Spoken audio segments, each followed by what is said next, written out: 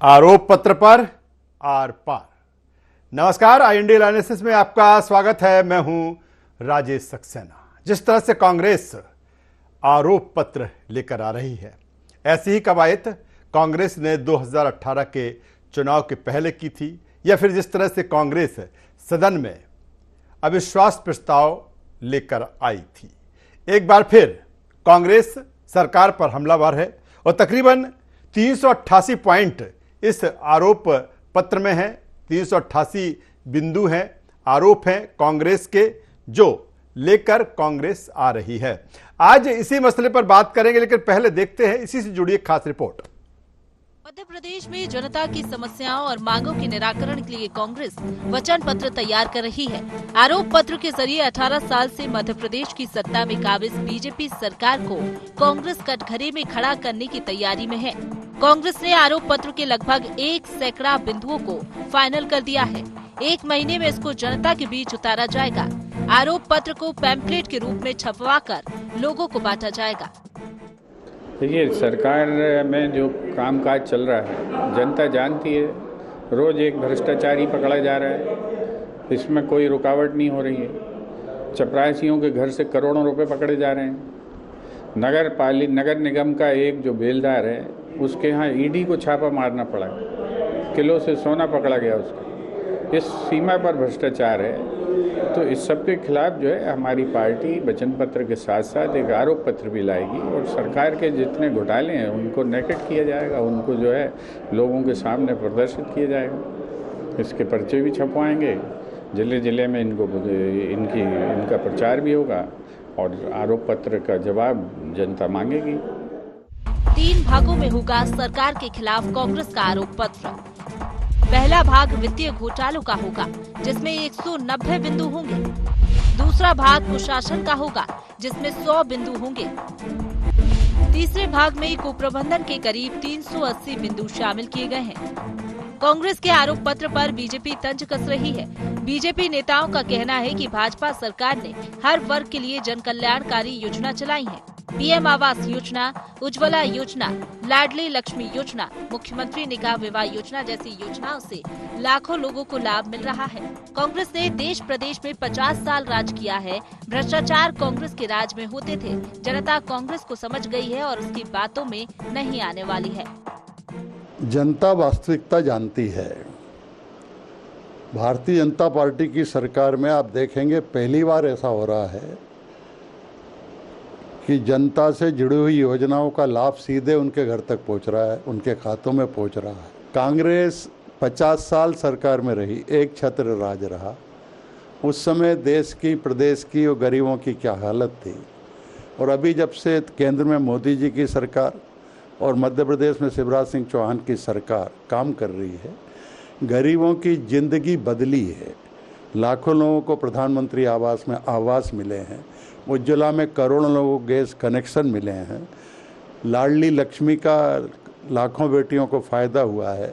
ये सब सीधे बैंक के खाते में मिल रहा है और इसलिए जनता कांग्रेस के हथकंडों को अब खूब समझ गई है और कांग्रेस से ऊब गई है और इसलिए कांग्रेस का कोई भविष्य न इस प्रदेश में न इस देश में बचा है। मध्य प्रदेश में चुनावी साल में बीजेपी और कांग्रेस एक दूसरे को घेरने में कोई कोर कसर बकाया नहीं रख रही। खासकर कांग्रेस सत्ता में वापसी के लिए एड़ी चोटी का जोर लगा रही है। सरकार के खिलाफ आरोप पत्र उसी कोशिश की एक कड़ी है। देखना ये है कि वो इसमें कितना कामयाब होती है। भोपाल से IND 24 के लिए कैमरामैन रवि राजपूत के साथ आमिर खान की रिपोर्ट।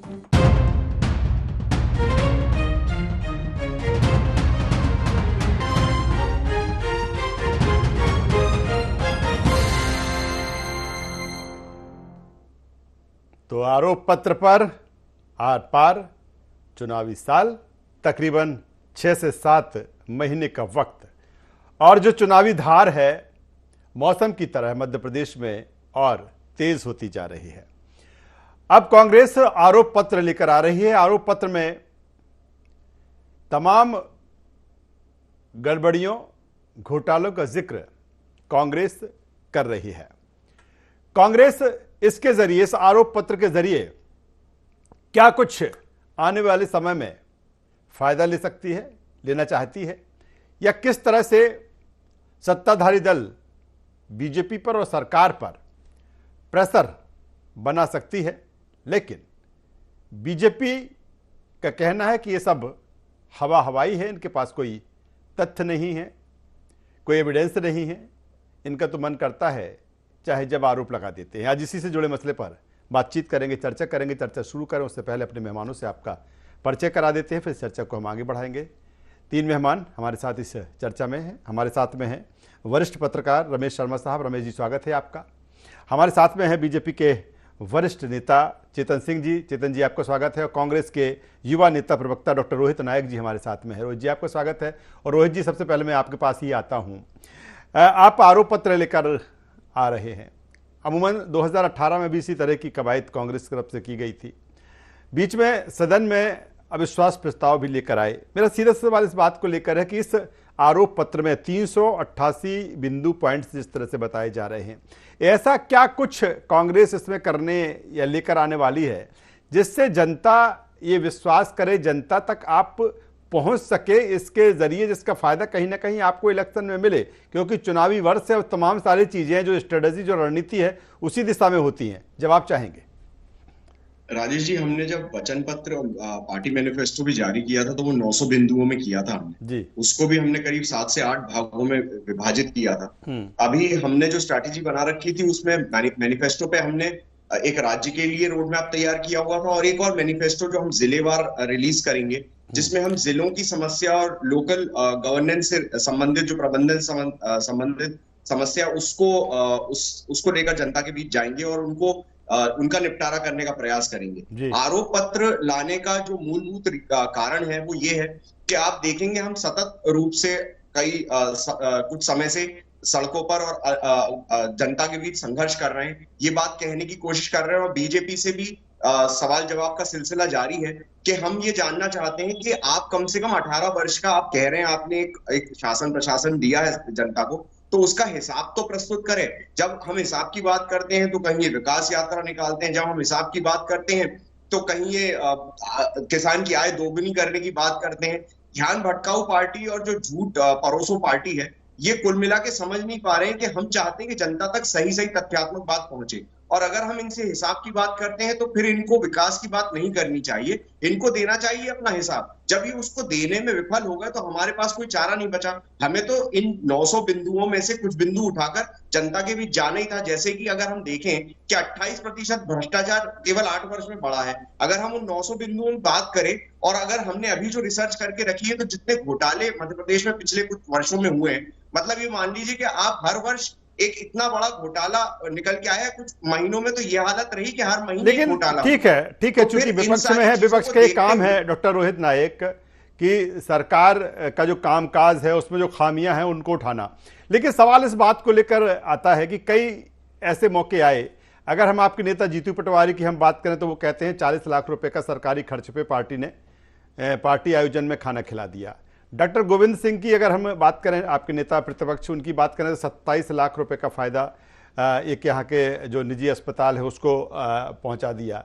लेकिन जब एविडेंस और तथ्य की बात आती है डॉक्टर रोहित नायक, तो कहीं ना कहीं उसमें जो कांग्रेस है वो बैकफुट पे नजर आती है। अगर कोई आरोप लग रहे हैं, कोई आप आरोप पत्र पेश कर रहे हैं या आरोप सरकार के खिलाफ है, तो अगर उसके एविडेंस हो तो मुझे लगता है उसका असर जो है जनता पर ज्यादा पड़ेगा। उस पर कहीं ना कहीं कांग्रेस पीछे हो जाती है। ये नहीं, ये ऑन पेपर है चीजें, कोई भी बिना तथ्य के इतनी बड़ी बात कहेगा नहीं जी। मैं अभी इस चैनल पे बैठा हुआ हूं और मैं इस विषय में कई तथ्यात्मक चीजें प्रस्तुत कर सकता हूं, लेकिन वो फहरिस्त इतनी लंबी है। आप जो कह रहे हैं कि 40 लाख रुपए इनने खर्च कर दिए, तो ये तथ्यात्मक है, ये हवाई बात नहीं है। ये वैसी बात नहीं है जैसे ये किसान की आय दोगुनी करने की कह रहे हैं, ये वैसी बात नहीं है। ये तथ्यात्मक है बात कि इनने जो व्यय किया है वो आय व्यय का इनका झोलमाल तो है। क्योंकि ये कभी जिस तरीके से, देखिए आप एक चीज मुझे बताइए, बहुत सिंपल उदाहरण देता हूं मैं, कि अगर ये कह रहे हैं कि किसान की आय दोगुनी की बात करें, तो हर व्यक्ति की जब बजट इनने प्रस्तुत किया तो इनने कहा हर प्रति व्यक्ति आय बढ़ गई है।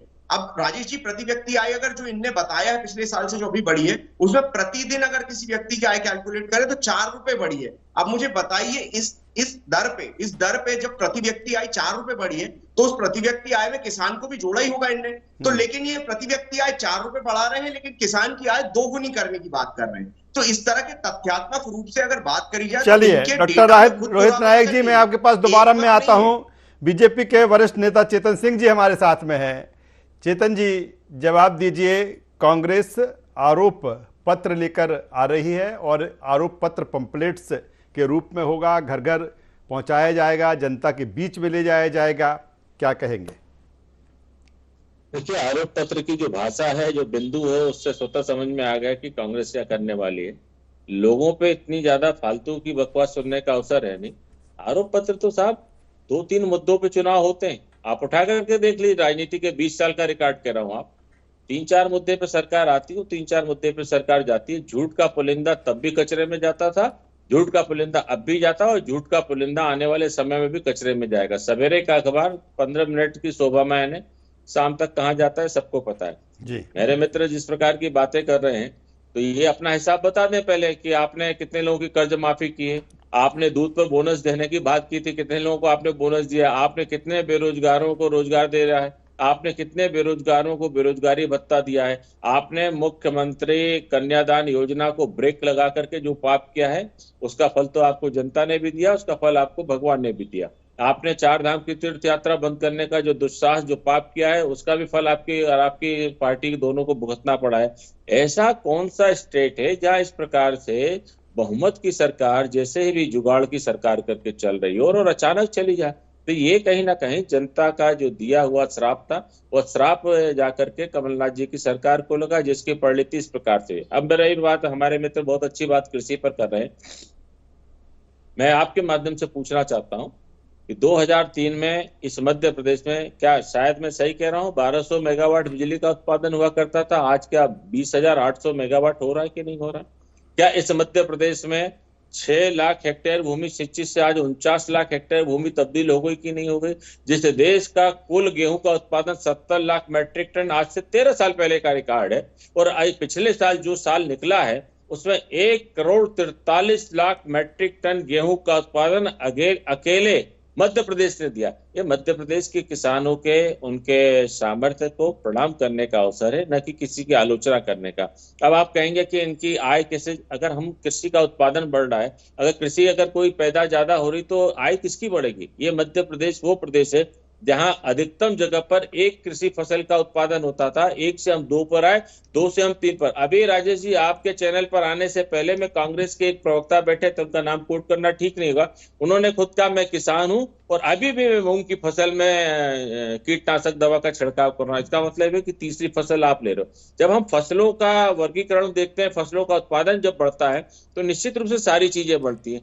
पहले हमारे यहाँ लेकिन पीसीसी चीफ कमलनाथ कह रहे हैं, कमलनाथ जी कह रहे हैं चेतन जी, कि आय नहीं हाय मिली है बीजेपी को, क्योंकि कोई जो बात बीजेपी करती है, सरकार करती है आय दोगुनी करने की, वो नहीं हुई है, इसीलिए हाय मिली है, वो हाय नुकसान करेगी। देखिए राजेश जी, अपने आप तो केवल मौसम बदलता है, सामर्थ्य और प्रयास करोगे तब जाकर के हालात बदलेंगे, वो कांग्रेस को आता नहीं है। आप आरोप लगा दो हमको हाय लगी है, अगर हमको हाय लगी होती तो आप कल्पना करिए कि 2018 के जिस विधानसभा चुनाव में मेंबर आप एमएलए के रूप में आपको बढ़त मिली थी, 2019 में आप बमुश्किल कमलनाथ जी अपने पुत्र की सीट बचा पाए, बमुश्किल 89 लाख मतों से आप प्रदेश आ रहे हो। मैं समझता हूं मध्य प्रदेश के गठन के बाद इतने लंबे मतों से आप मध्य प्रदेश का चुनाव कभी नहीं आया, तो हाय किसको लगी ये परिणाम बता। चलिए मैं आता हूं चेतन जी, रमेश शर्मा साहब वरिष्ठ पत्रकार हमारे साथ। रमेश जी, क्या कहेंगे? चुनावी मौसम है और अब तमाम सारी स्ट्रेटजी, रणनीति दोनों तरफ से, चाहे वो बीजेपी हो या कांग्रेस, तो कांग्रेस जिस तरह से जो आरोप पत्र लेकर आ रही है, किस रूप में देखें रमेश जी इस आरोप पत्र को? क्योंकि एक लंबी फेहरिस्त है, 388 इसमें पॉइंट्स हैं और ये भी बात आती है जो मैंने डॉक्टर रोहित से भी जिसका जिक्र मैंने किया था कि कांग्रेस ने कई जो आरोप कांग्रेस के रहे हैं सदन के भीतर भी रहे हैं, लेकिन जब उनको प्रमाणित करने की बात आती है, साबित करने की बात तो हो जाती है। तो क्या किस रूप में देखते हैं इस आरोप पत्र को रमेश जी? देखिए, मोटे तौर पर जैसा आपने खुद भी कहा कि ये चुनावी मौसम आ गया है और चुनावी मौसम में प्रत्येक राजनीतिक दल 3 स्तर पर काम करता है जी। 1 नंबर पर तो ये काम करता है कि अपने प्रतिद्वंदी जो राजनीतिक दल है उसकी छवि को खराब करना। दूसरा नंबर पर जो काम करता है कि अपनी छवि को बहुत अच्छा बताना। और तीसरे नंबर पर काम करता है भविष्य के आश्वासन देना।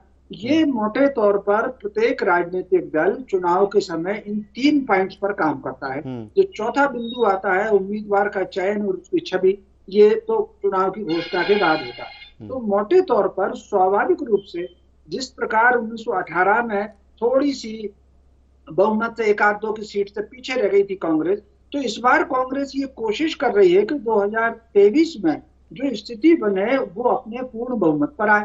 इसलिए जिस दिन से उनकी सरकार गई है, आप भाजपा और कांग्रेस दोनों को देख लें, वो पहले दिन से जिस दिन से भाजपा कांग्रेस की सरकार गई है दल बदल के आधार पर, भाजपा और कांग्रेस दोनों बिल्कुल चुनावी मोड पर चल रहे हैं। कोई सा दिन ऐसा नहीं जा रहा या ना तो कांग्रेस कोई नया लेकर आई हो या भाजपा कोई नया लेकर के आई हो। जैसे मुख्यमंत्री जी प्रतिदिन एक प्रश्न पूछते हैं तो स्वाभाविक रूप से उसमें कहीं ना कहीं कांग्रेस का काम उठेगा। ये जो आरोप पत्र अभी कांग्रेस जारी कर रही है तो स्वाभाविक रूप से जनता इसमें भाजपा के काम देखेगी। तो ये इस तरीके से सर एक सवाल मेरा ठीक है दोनों राजनीतिक दल अपने अपने तरफ से अगर बात की जाए सीएम शिवराज सिंह चौहान की, तो वो भी सवाल पूछते हैं कि आपने किस तरह से अपने वचन पत्र में मैनिफेस्टो में जो चीज़ें जनता से वादा किए थे। मेरा सीधा सवाल इस बात को लेकर है, ठीक है कांग्रेस आरोप पत्र लेकर आ रही है, जनता पर कितना असर इन चीज़ों का होता है? क्योंकि 6 महीने का वक्त चुनाव में है और एक नहीं तमाम सारी चीज़ें अब सामने आएंगी, तो क्या इसका जनता पर कोई असर पड़ता है या फिर ये नहीं आरोप प्रत्यारोप का दौर है वो चलता रहेगा? देखिए, मोटे तौर पर आलोचनात्मक और नकारात्मक बात जितनी होती हैं उनका बहुत ज्यादा प्रभाव जनता पर बिल्कुल नहीं पड़ता। ये ठीक है कि हमको अच्छा लगता है कि हमने किसी की बुराई कर दी। जनता पर प्रभाव हमेशा सकारात्मक और अच्छी बात पर पड़ता है। हम अपने आसपास भी देख लें, उस व्यक्ति को हम हमेशा दूर करना चाहेंगे जो दूसरे की बुराई करता है। पिछले 2018 के चुनाव में कांग्रेस को जो लाभ मिला था, जो उनका मत प्रतिशत बढ़ा था अचानक 2013 की तुलना में, वो केवल 2 कारणों से बढ़ा था। एक दिग्विजय सिंह जी की नर्मदा यात्रा थी, उससे उनका कार्यकर्ताओं से संपर्क हुआ, जनता से संपर्क हुआ, आप देख लीजिए उस पट्टी में उनका वोट बढ़ा। दूसरा, उन्होंने किसानों की जो ऋण मुक्ति का आश्वासन दिया था उससे उनका वोट बढ़ा। अब किसानों की ऋण मुक्ति जो है वो आधा सच रह गया। 1 लाख तक के कोई 25-26 लाख किसानों का हुआ, लेकिन 2 लाख वालों का नहीं हुआ। अब भाजपा ये कहेगी कि उन्होंने तो माफ किया ही नहीं, तो कांग्रेस अपना वो फिगर दिखाएगी कि हमने इतने लाख का 1 लाख तक कर दिया। चलिए सर, काफी अहम बात आप कर रहे हैं। मैं जब आपके पास दोबारा आऊंगा तो इसके आगे का सवाल आपके लिए मेरा होगा। मैं रोहित जी के पास में आता हूं। रोहित जी, ठीक है, आरोप पत्र आप जनता के बीच में आप लाएंगे, पंपलेट्स होंगे, पोस्टर, जिसके जरिए भी आप चीजें पहुंचाएंगे जनता। 1-2 सवाल मेरे हैं इसको लेकर कि अगर आप आरोप पत्र लेकर आ रहे हैं तो लगातार अगर हम बीजेपी की बात करें तो वो कांग्रेस पर हमलावर रही है कि किसानों की चाहे कर्ज माफ़ी आपने जो वादा किया था, और हालांकि वो पहले कैटेगरी वाइज नहीं था, फिर बाद में हो गया, ये भी वो कहती है। दूसरी तरफ बेरोजगारी भत्ते की बात की थी। एक सवाल और मेरा है अहम, ये तमाम सारी चीज़ें हैं, जब आप अविश्वास प्रस्ताव लेकर भी आए थे और बड़ी दमखम के साथ उसमें तैयारी थी, लेकिन उस तरह से सदन में जिस तरह से अविश्वास प्रस्ताव लाना चाहिए, जिस तरह से चीज़ें होना चाहिए, वो नहीं हुई। कहीं ना कहीं अब चूंकि सदन में जब बात होती है तो फ्लोर पर वो नोटिस होती है। अब रमेश जी जिस तरह से कह रहे थे कि अब जनता कितना उस पर असर होता है, ये अलग बात है। जवाब चाहूंगा। देखिए, पॉलिटिकल एजेंडा राजेश जी बिल्कुल अलग होता है, सोसाइटल एजेंडा बिल्कुल अलग होता है जी। जब हम इस पूरे मैनिफेस्टो की बात कर रहे हैं, यहाँ पे हम आरोप पत्र लाने का एक आश्वासन जनता को दे रहे हैं, तो हमारा मुख्य रूप से ये बात कहने का अर्थ जनता की बात करने का है, सोसाइटल, ये पॉलिटिकल स्टेटमेंट या पॉलिटिकल एजेंडा नहीं है। पहली बात तो मैं ये क्लियर कर दूं। और जो आपने कहा कि एक नो कॉन्फिडेंस मूवमेंट की आपने बात करी, वो एक पॉलिटिकल एजेंडा हो सकता है, ये विपक्ष करता है, अक्सर करता है और ये चलता रहेगा। लेकिन मेरा चेतन जी से और रमेश जी से मेरी कुछ बातों पे मैं आश्वस्त नहीं हूं। जैसे चेतन जी ने कहा कि ये आरोप पत्र से कुछ नहीं होगा, 2-3 मुद्दों पे ही चुनाव हो जाता है, और 2-3 मुद्दों पे ही चुनाव होता है और जनता उसमें चुन लेती है किसको जीत मिलेगी, किसको हार मिलेगी। तो पहला मेरा प्रश्न चेतन जी से यह है कि वो 2-3 मुद्दे ऐसे कौन से थे जिसके कारण पिछले चुनाव में इनको हार मिली। दूसरा मैं इनसे ये पूछना चाहूंगा, ये कह रहे थे कि बिजली की उपज बहुत बढ़ गई 2003 से, अब जो हम बिजली जो पैदावार है, जो हम बिजली बना रहे हैं, बहुत ज्यादा मेगावाट्स में कई गुना हो गई है, 1200 से 20,000 के आसपास हो गई है। बिल्कुल सही बात है, लेकिन फिर मध्य प्रदेश में इतनी ज्यादा बिजली सरप्लस में होने के बावजूद भी मध्य प्रदेश में बिजली इतनी महंगी क्यों है? मध्य प्रदेश में बिजली भारत में सबसे ज्यादा महंगी है। चेतन जी इस बात का जवाब दें। तीसरी बात ये कह रहे हैं कि उपज किसानों की बढ़ी है। बिल्कुल ठीक है, किसानों की उपज बढ़ी होगी जैसे जैसे टेक्नोलॉजी बढ़ रही है, साइंटिफिक मेजर्स आ रहे हैं और किसान भी अब पढ़ा लिखा हो गया है, नौजवान पढ़ रहा है, तो वो ऑफकोर्स नए मेथड्स अप्लाई करेगा तो उसकी वजह से उपज तो बढ़ेगी। लेकिन फिर अगर उपज इतनी बड़ी है तो फिर भारत और मध्य प्रदेश हंगर इंडेक्स में, भूख के इंडेक्स में दुनिया में इतना पीछे क्यों है? यहाँ पर आखिरी चंद देशों में और आखिरी चंद प्रदेशों में मध्य प्रदेश और भारत की गणना क्यों हो रही है? अगर ये सारे सवाल, देखिए यही बात है। चलिए रोहित जी, चूंकि वक्त की कमी है, अब आपके सवाल तमाम सवाल है चेतन जी के पास, डाइवर्ट कर देता हूं। चेतन जी जवाब दे दीजिए। देखिए, ये बात निश्चित है कि 2018 का चुनाव आप अपने सामर्थ्य से नहीं, भारतीय जनता पार्टी के कार्यकर्ताओं की नाराजगी के कारण आप जीते हो। हमने पहले भी, हम देखिए रोहित जी, हम इसको किसी भी चीज को जो संज्ञान में है हमको स्वीकार करने में कोई परेशानी नहीं है। सच सच होता है, झूठ झूठ होता है। और अगर आपको लगता है कि कांग्रेस पार्टी का संगठन इतना मजबूत था तो आपने देखा होगा कि 6 महीने बाद 2019 में कितनी ताकत के साथ आप लोग जीते थे। रही बात है, ये भारतीय जनता पार्टी के कार्यकर्ताओं का प्रत्यक्ष प्रमाण दिया। रही बात दूध को लेकर के जो आप कह रहे हो, मैं तो जवाबदारी के साथ कहना चाहता हूँ, अभी इससे पहले आपके मित्र ने भी कहा था कि दूध का इस मध्य प्रदेश में रेट नहीं मिलता। वो कहते हैं कि 30 रुपए लीटर दूध किसानों का बिकता है। मैंने राजेश जी इनके प्रवक्ता को लाइव कहा है कि 45 रुपए लीटर इस पूरे मध्य प्रदेश में बिना मिलावट का दूध आप जहां कहोगे वहां से मैं परचेज करा लूंगा, सरकार कराए या नहीं कराए, दावे के साथ नहीं, मैं ईमानदारी के साथ कह रहा हूं। रही बात तीसरी मध्य प्रदेश में किसानों के, ये हमको समझना चाहिए कि मध्य प्रदेश में आखिर बार बार भारतीय जनता पार्टी के लोगों ने क्यों चुना? क्यों? क्योंकि हमने, हमारा जो मिशन था पंडित दीनदयाल उपाध्याय के उस सपने को साकार करना कि समाज के अंतिम व्यक्ति का भी जन कल्याण हमको करना है। हमारी सरकार ने जन कल्याण पर फोकस किया, हमारी सरकार ने विकास पर फोकस किया, हमारी सरकार ने इस बात को फोकस किया कि मध्य प्रदेश के युवाओं का पलायन नहीं होना चाहिए। कृषि उन्मूलक, कृषि को रोजगार मूलक बना करके मध्य प्रदेश के ग्रामीण क्षेत्र के युवाओं का पलायन शहर की तरफ, हमने इसमें बहुत सारे काम किए। रोहित जी, अगर आपको लगता है कि हमने 100% सफलता हासिल नहीं की तो निश्चित रूप से 100% हम उस पर सफल नहीं हुए, क्योंकि विकास ये एक अनंत कथा है और अनंत काल तक चलेगी। चलिए चेतन जी, रमेश जी के पास में आ जाता हूँ। रमेश जी, जब रमेश जी बोल रहे थे, जब उन्होंने कहा था कि 2018 में किस तरह से किसानों की कर्ज माफी उसका फायदा मिला था। रमेश जी, अब चूंकि जिस तरह से कांग्रेस ने कहा है, अगर हम लाडली बहना की बात करें तो अगर सरकार 1000 तो उन्होंने 1500 कर दिया है। दूसरी तरफ ओल्ड पेंशन की जिस तरह से ऐलान किया है, या फिर जिस तरह 500 रुपये में गैस सिलेंडर, तो क्या ये जो चीज़ें हैं अब ये चीज़ें बनाती हैं इस चुनाव को और टफ बनाती है? क्योंकि एक तरफ सरकार जो कर रही है वो लगातार उसका जनता के बीच में ले जा रही है, और फिर कांग्रेस जिस तरह की चीज़ें कर रही है।